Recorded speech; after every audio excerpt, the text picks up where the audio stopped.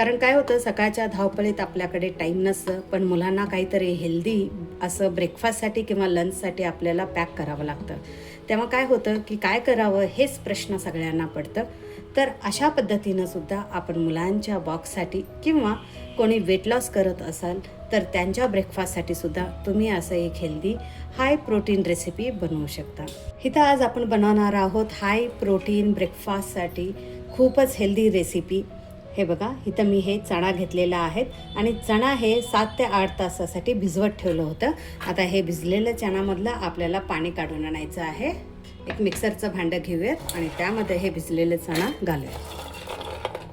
झटपट रेसिपी बनतं. सकाळी उठल्यानंतर काय बनवावं मुलांना हे प्रश्न सगळ्यांनाच पडतो. तर असं एक तुम्ही हेल्दी रेसिपीसुद्धा बनवू शकता. आता आपण ह्यामध्ये घालूयात हिरवी मिरची. त्याचबरोबर इथं मी ओला नारळ घेतलेला आहे. हे ऑप्शनल आहे, पाहिजे तर घालू शकता किंवा स्किपसुद्धा करू शकता. पण घातल्यानं खूपच चांगलं आपलं रेसिपी बनवून रेडी होतं. टेस्ट अमेझिंग लागतं. त्याचबरोबर ह्यामध्ये घालूयात थोडीशी कोथिंबीर. ह्यामध्ये थोडंसं आपल्याला पाणी घालायचं आहे आणि ह्याला आपण चांगलं वाटून घेऊयात. इथे तुम्ही बघू शकता ह्या पद्धतीनं आपल्याला हे वाटून घ्यायचं होतं.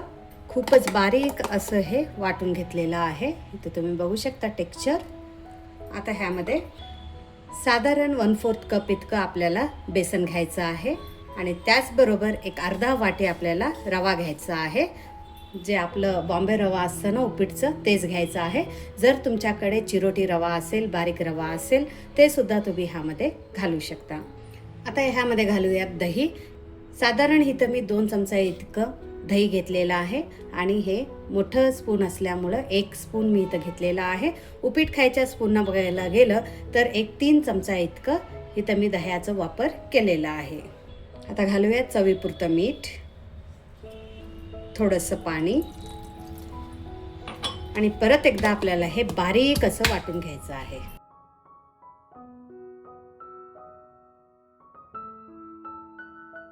आता वाटून घेतलेल्या ह्या मिश्रणमध्ये आपल्याला घालायचं आहे 1 पाव चमचा इतकं आपलं खाण्याचं सोडा. कारण हे ऑप्शनल आहे. जर तुमच्याकडे टाईम असेल तर 1 तासासाठी भिजवत ठेवा. टाईम नसेल आणि इन्स्टंट बनवणार असाल तर फक्त पाव चमचा इतकंच आपल्याला इथं खाण्याचा सोड्याचा वापर करायचा आहे. चांगलं आपल्याला फेटून घ्यायचं आहे. खूपच हेल्दी आणि पौष्टिक असं म्हटलं तरी चालेल. बॅटरची कन्सिस्टन्सी इथं तुम्ही बघू शकता परफेक्ट आहे. बघा, हे चांगलं आता मिक्स झालेलं आहे आणि आपण ह्याला घेऊयात आता बनवायला. इथे आपण इडलीचा प्लेट घेऊयात आणि ह्याला थोडंसं तेल लावून घेऊयात.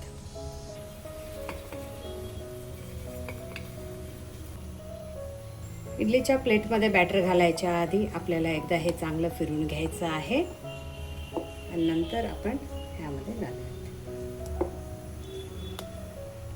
कन्सिस्टन्सी खूप घट्ट आपल्याला ठेवायचं नाही आहे, नाहीतर आपलं जे इडली आहे ना ते घट्ट बनवेल.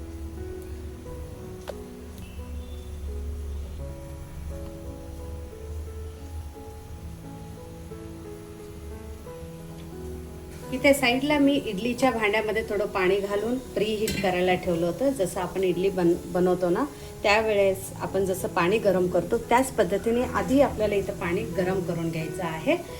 आता आपण ह्यामध्ये हे प्लेट ठेवूयात. आता नॉर्मली जसं आपण इडलीला स्टीम करून घेतो ना तशाच पद्धतीनं आपल्याला ह्याची इडली बनवून घ्यायचं आहे. आता हाय टू मीडियम फ्लेमवरती आपण ह्याला स्टीम करून घेऊयात 10 ते 12 मिनिटासाठी. इथे एक मिक्सरचं भांडं घेऊयात आणि ह्यामध्ये घालूयात ओलं खोबरं, भाजलेलं शेंगदाणे आणि फुटाणे. त्याचबरोबर घालूयात चवीपुरतं मीठ. तिखट तुमच्या आवडीनुसार इथं घालू शकता. तर हिरवी मिरची आपण घालूयात, थोडीशी कोथिंबीर घालूयात, त्याचबरोबर थोडं कढीपत्ता घालूयात आणि पाणी घालून इथं आपल्याला हे वाटून घ्यायचं आहे. बारीक असं वाटावं लागेल. इथे ह्या पद्धतीनं आपल्याला इथे चटणी बनवून घ्यायचं आहे. ह्याची कन्सिस्टन्सी बघा खूपच बारीक आहे.